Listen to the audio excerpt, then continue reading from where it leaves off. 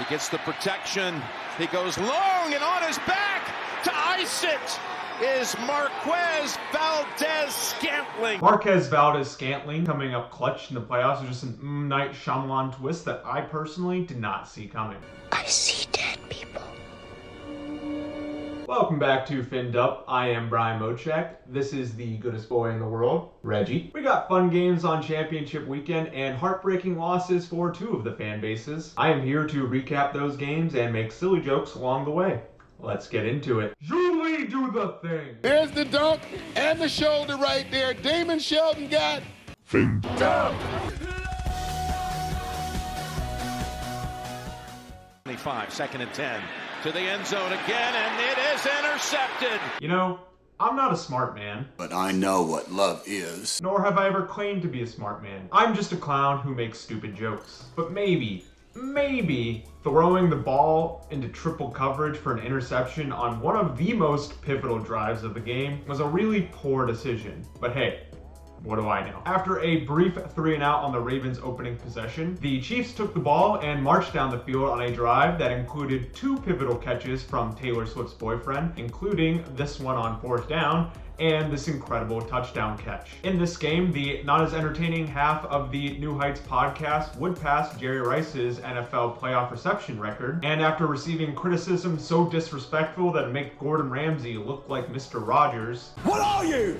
An idiot sandwich. Travis Kelce and wide receivers Marquez Valdes-Scantling and Rashee Rice would show up for Patrick Mahomes in the playoffs when it mattered most. I guess it's true what they say. Mama is the guy on the Chiefs. All throughout the regular season, we thought this was going to be the down year for the Chiefs. Surely there was no way they were going to make it back to the Super Bowl this year, and yet, here we are. And that's due to Patrick Mahomes being far and away the best quarterback in the NFL, and a great defense orchestrated by Spags. But, in my opinion, the greatest catalyst to this playoff run was Andy Reid benching Kadarius Toney. Toney single-handedly lost both the Lions and Bills games for the Chiefs with this boneheaded drop and the infamous lining up offsides nonsense. Chiefs are the Fire Nation. Toney is the Avatar. He was the only thing that could stop them from making it to the Super Bowl and conquering the world. But when the world needed him most, he vanished. On the Ravens side of things, Lamar Jackson shit his pants in the playoffs again, having errant throw after errant throw, even though, admittedly, he did have one of the coolest plays I've ever seen from a quarterback, when he threw the ball and caught it and then ran for another 20 yards. That was dope. I'll give that to Lamar. And if he didn't hate Mike Flores before, he most certainly hates him now after Flowers fumbled the ball on the 1-yard line that could have brought the Ravens to within 3 points in the game. In the battle of offensive coordinators, I truly never thought that Matt Nagy would be the less incompetent one when Todd Monken absolutely refused to give the ball to any of his running backs, despite playing one of the worst rushing defenses in the NFL all year long. Gus Edwards had 3 carries for 20 yards, averaging 6.7 yards per carry, but the running backs only had a total of 6 carries this entire game. It made no sense. I imagine the conversation with Monken and his offensive assistants kind of went something like this.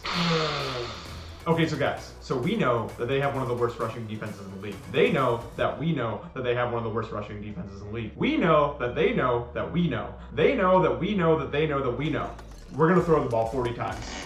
But their secondary and pass rush is incredible. They'll never see it coming. The Ravens managed to only put up 10 points offensively in the first AFC Championship in Baltimore since the early 70s, thus making the Dolphins' 7-point performance in negative 30-degree weather much less embarrassing and making me much less dead inside. The Chiefs would go on to win the game 17-10. During the post-game celebration, we got this beautiful picture of Andy Reid and Taylor Swift. Oh, no, sorry, not that picture. This picture. If you told me 5 years ago that this picture exists, I simply wouldn't believe you. If this isn't evidence that we're living in a simulation, I don't know what is. You know, we're living in a society. Badgley gets into it high and over. And it's loose. Ball loose.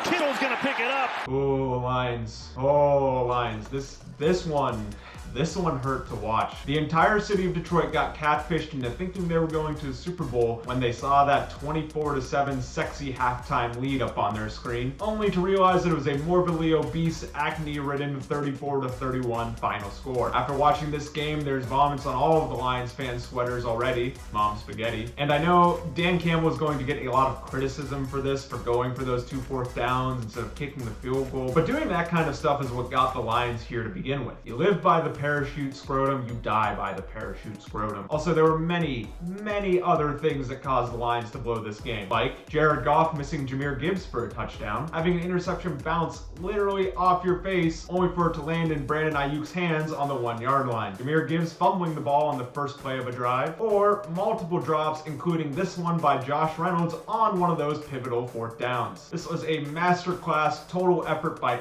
everyone involved to shit their pants. Wear a diaper. I feel so bad for Marshall Mathers. After all he's been through, honestly, I think this might be the worst thing that's ever happened to him. On the 49ers side of things, congrats. I guess you got away with the Super Bowl berth because your opponent had one of the worst choke jobs in NFL history. Good for you. You scored 27 unanswered points and had one of the biggest comebacks in NFL history. I don't know. It just kind of feels like you want to fight against a kid in a wheelchair.